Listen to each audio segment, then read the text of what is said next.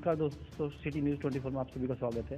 उत्तर प्रदेश में पंचायत चुनाव का आगाज हो चुका है। सभी प्रत्याशी अपने अपने पंचायती चुनाव में लगे हुए हैं और पूरा प्रदेश पंचायत चुनाव के रंग में रंगा हुआ है। और इसी कड़ी में हम शामली के गांव उस्मानपुर में आए। यहाँ पर प्रधान पद के जो प्रत्याशी है विवेक चौधरी जी है। विवेक चौधरी जी ने पहले भी पूर्व में भी चुनाव लड़ा है और इस बार जनता का रुझान उनके साथ क्या है और वो इस बार प्रत्याशी के रूप में जो आए वो किन किन बातों के लिए आए हैं उनसे जानते हैं। जी विवेक चौधरी जी, आपका बहुत बहुत स्वागत है हमारे चैनल में। धन्यवाद। ये बताइए, आप जो इस बार प्रत्याशी के रूप में जनता के बीच में आए हैं उसकी क्या क्या कारण रहे हैं और किन किन बातों को लेकर आप आए?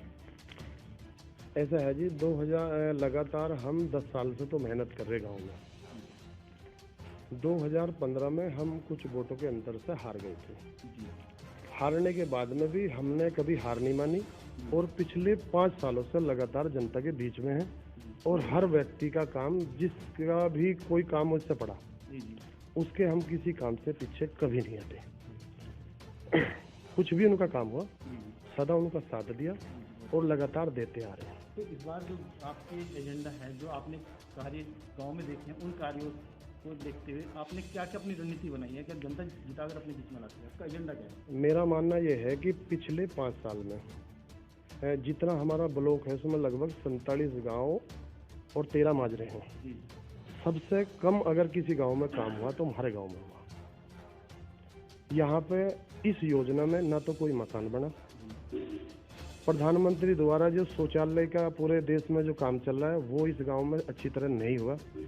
कुछ लोगों का होगा, उसे पैसे सही तरह से नहीं दिए गए, उसके खा लिए गए और बहुत सारे लोग, मेरा मानना है कि लगभग 50% अब भी इस गांव में बिना शौचालय के लोग हैं या अपने पैसों से कुछ लोगों ने बना लिए हैं।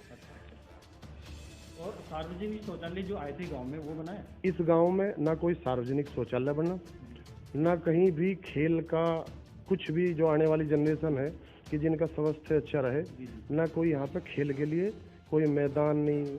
वहाँ पे कोई छोटी घड़ी, मान लिया अगर जगह यहाँ थोड़ी है तो कम से कम व्यायामशाला बना सकते हैं, कोई छोटी कोई स्वास्थ्य विभाग के लिए कम से कम छोटी मोटी कोई डिस्पेंसरी ला सकते हैं। तो इस गांव में कुछ नहीं हुआ। गांव में भी इसकी जरूरत है। बिल्कुल बिल्कुल।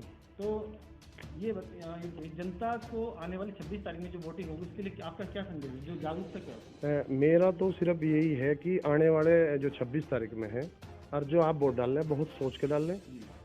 मेरा सिर्फ जब भी मैं इसमें जाता हूँ गांव में तो मैं उन्हें बोलता हूँ कि आपके गांव में 5 कैंडिडेट हैं, 5 कैंडिडेट के नाम लिख लो, उसके बाद में उनके सारों के गुण देख लो और जो आपको सबसे अच्छा लगे, चाहे आप शिक्षा में लगा लो उसे, चाहे आप मान लिया कुछ तो नशेड़ी टाइप भी लोग होंगे कहीं ना कहीं, है ना, मान लिया बन तो जाते हैं फिर लोगों को पिलाते आप वो भी पीते हैं, उन चीज़ों से भी हम दूर हैं। दूसरी बात, इस गांव में जिसकी जो सबसे ज़्यादा मदद करने वाला है नहीं, चाहे गरीब को कहीं भी किसी तरह की कोई आफत आई, चाहे उसकी बीमारी में कहीं समस्या आई हो, अस्पतालों में भर्ती कराना हो या किसी और काम में भी आई हो, बहुत सारी समस्या गाँव में होती है, उन हर आदमी का हमने साथ दिया। उस साथ के आधार पर हम उन लोगों से अपनी वोट मांग रहे हैं।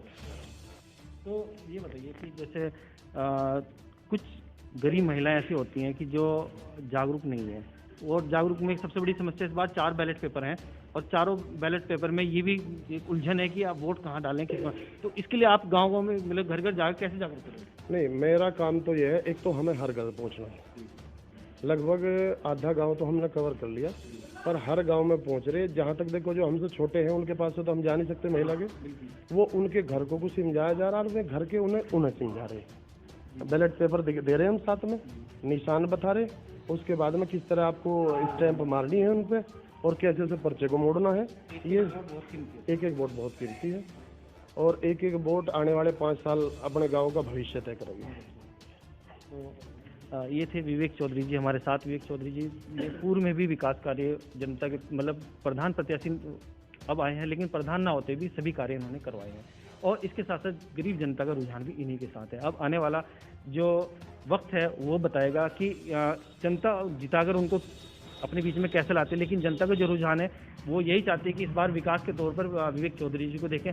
तो एक बार हम विवेक चौधरी जी का उन्हें धन्यवाद करते हैं कि उन्होंने अपना कीमती समय हमें दिया। आपका बहुत बहुत धन्यवाद जी। तो आप आखिरी वोट अपील क्या करेंगे जनता से? मैं तो सिर्फ गांव वालों से यही अपील करूंगा, एक तो मेरा चुनाव चिन्ह जो है खड़ाऊ, सबसे पहली बात है, भगवान श्री राम की खड़ाऊ लेके भरत उनके छोटे भाई ने राज बहुत अच्छी तरह से चला। तो मेरी भी यही इच्छा है कि भगवान का जो मुझे आशीर्वाद मिला तो उस खड़ाऊ के द्वारा 5 साल आगे अपने गांव का पूरा विकास करूं। ठीक है। तो इस बार विवेक चौधरी जी का कहना है कि अगर जनता जिताकर अब मुझे अपने बीच में प्रत्याशी जिताकर लाती है तो इस बार विकास निश्चित है। पूर्व में जो विकास नहीं है वो विकास कार्य जमीनी तौर पर सभी के सामने आएंगे और सरकार की जितनी भी योजनाएं उन योजनाओं को घर घर तक पहुंचाने का कार्य करेंगे। उसके साथ साथ उन्होंने सफाई को लेकर भी बात कही है। यहाँ पर खेल के मैदान को लेकर भी बात की है कि यहाँ पर खेल के मैदान का भी अभाव है, अगर वो जीतते हैं तो वो भी यहाँ इस बार उपलब्ध कराएंगे। और सबसे ज़्यादा शिक्षा पर उनका बल है कि सभी को जागरूक करने के लिए शिक्षा की ओर भी लेके जाएंगे। बहुत बहुत धन्यवाद।